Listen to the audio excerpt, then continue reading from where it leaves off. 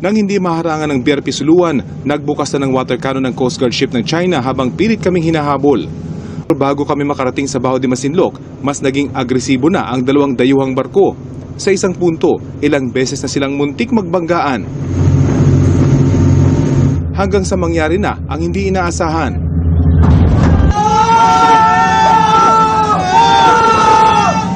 Nakatuno ang aming pansin sa papalapit na barko ng Chinese Coast Guard nang bigla na lang sumulpot ang dambuhalang barko ng Chinese Navy at humarang sa dinaraanan ng Chinese Coast Pact. Halos tumagilid ang CCG-3104.